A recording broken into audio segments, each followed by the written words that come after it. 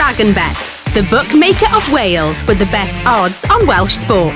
Please gamble responsibly. James Lovell, welcome to the pod once again this week. You okay?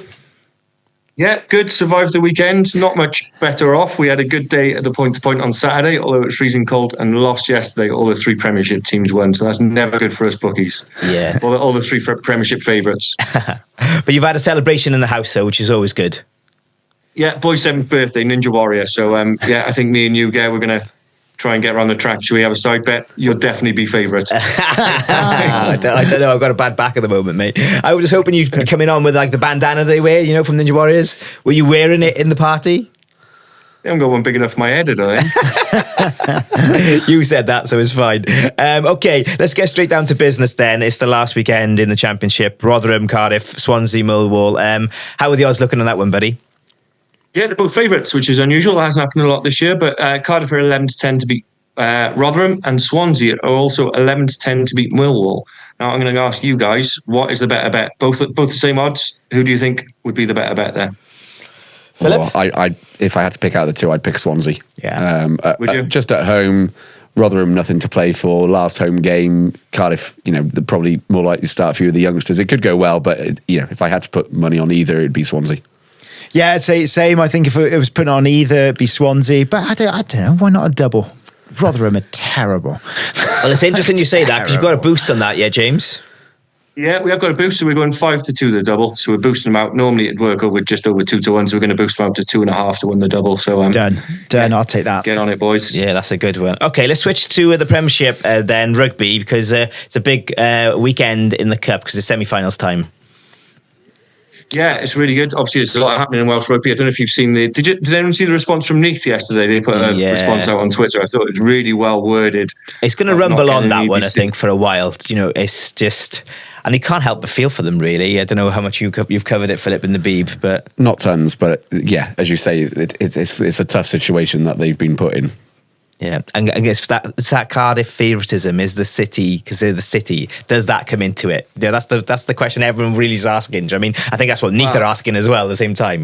Well, every post Neath put out, they had the Cardiff shirt on the top of the infographic with Nigel Walker's shirt on the back of it. So they were definitely having a little bit of a dig along the way. I didn't notice that. I didn't notice that. Yeah, okay. Yeah, they had it on. And the quote yesterday was, Neath is as important to Welsh rugby as a mouth is to eating, which I think is right. They're a proper club, Neath, aren't they? So hopefully they'll be back next year. Well, wasn't the Welsh Rugby Union formed in Neath, in a hotel in Neath, I believe it was? So there's another story there with that. Okay, so Llandovery versus Cardiff is one semi-final, and then it's Newport Ebbw Vale. Am I right in saying that, yeah? Yeah, that's right. So we have got Llandovery, who have been they've just been unstoppable all season, haven't they? So Llandovery against Cardiff, we're giving Cardiff a 12-point head start. And Newport against Ebbw Vale, we're giving Ebbw Vale an 8-point head start. So Llandovery and Newport are both the favourites there. In match odds terms, Llandovery would be 1-6 and Newport would be 4-11. We've also got loads of specials on the site, Ebbw Vale to win by a certain amount of points. Okay. Carwin's not impressed by that, is he? Carwin wasn't. He was not having it. Yeah, producer Carwin was all over the place with that. Not your bet? No, he's shaking his head. No. Well, I think Llandovery will be favourites in that one. I agree with that. And I think Newport are favourites. So I think that's that's what people thinking is going to be the final. But hey, it's a cup game, right? Anything can happen in that. But lots of specials on that. So I'm sure lots of fans will jump on that as well. Yeah, we've been settling all our Welsh bets, all the season's coming to an end, and working out the damage done on so we put up the outrights for all the leagues down. We've had a disaster. These punters are very, very hard to beat. I mean, one league we had, I've mentioned Blinder a few times because I'm having nightmares about them. We had them 50-1 to win the title, and they've gone and won it. So we have lost more money than I want to say on here in case my wife's listening on Blinder winning the title. So, Welsh rugby is very, very hard to price up. You need to find some scouts to help you out with next season. Carwin. Oh, yeah, we need... Carwin. We get Carwin in.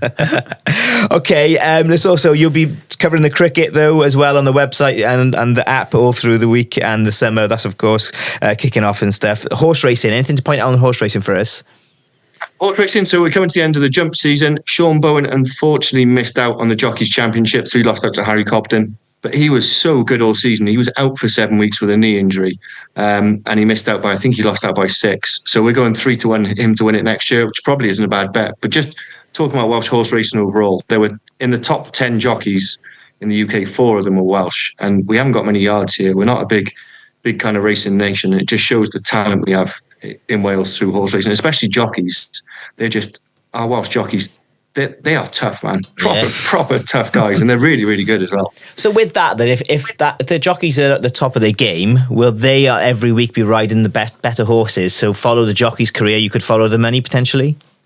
Yeah, that's right. I mean, often they're priced kind of. So if Sean Bowen's riding a horse, the odds are likely to be shorter because he will make a difference. But there's certain jockeys that are well worth following. In fact, there's a trainer called Robbie Llewellyn, who's a young Welsh trainer.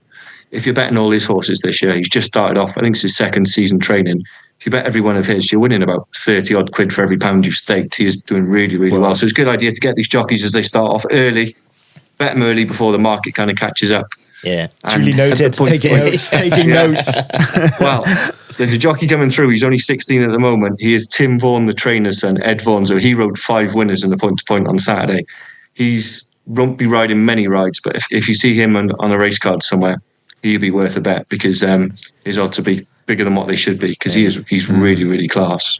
I know jump season's coming to an end, and I may be jumping it forward for you guys with the pod, but Chepstow's flat racing season starts, doesn't it, in a couple of weeks? I'm going to be there, James. So any tips, anything you've got for me for the flat racing kickoff?